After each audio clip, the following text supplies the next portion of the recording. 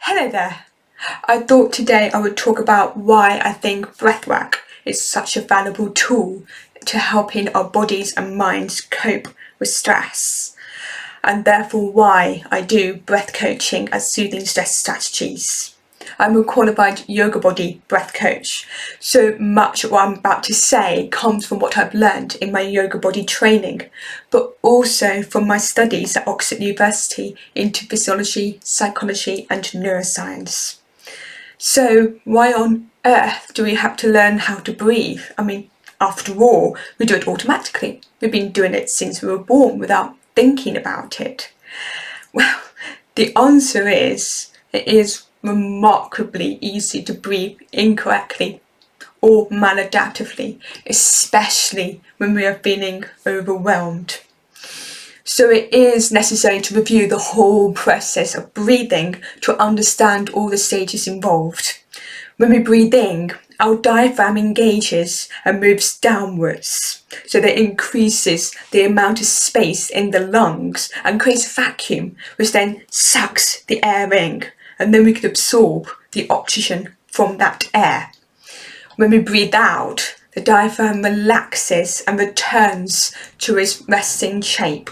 This reduces the lung space and pushes the air back out.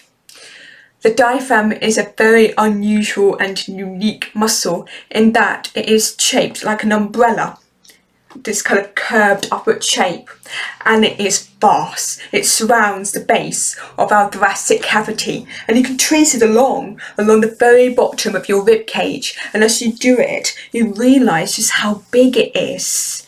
And the diaphragm is unusual in that when it relaxes, it goes up, and when it contracts, it engages and pushes down. This diaphragmatic breathing can extend into a three-phased breathing, especially if you're taking a particularly full breath. So on the breath in, the diaphragm engages, and then the intercostal muscles, which are the muscles in between your ribs, engages too, pulling the ribcage out even further to increase the lung space even more. You then engage what we call the accessory muscles, which includes your neck and your shoulders, which then pulls the ribcage out even further. All of this serves to increase that vacuum and to draw even more air in. Then, when you breathe out, the reverse happens. So the accessory muscles relax first, so your neck and shoulders drop down. And then your intercostals relax, dropping the ribcage down, and then your diaphragm relaxes, going back into its upward umbrella shape. All of this reduces the amount of space in the lungs, pushing the air out. So that is how you should breathe.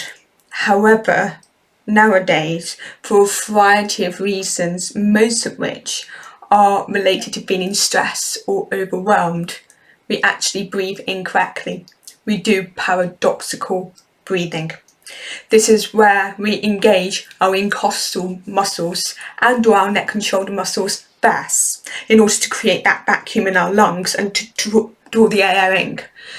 The diaphragm is not fully engaged, so we end up overusing and incorrectly using other muscles, which can then lead to neck and shoulder pain and a weakened diaphragm.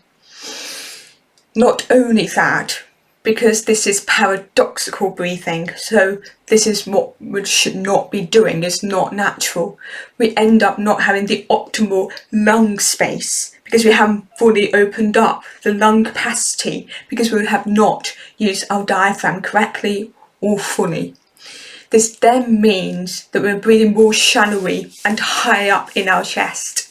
So as a result, parasoctical breathing is sometimes called chest breathing.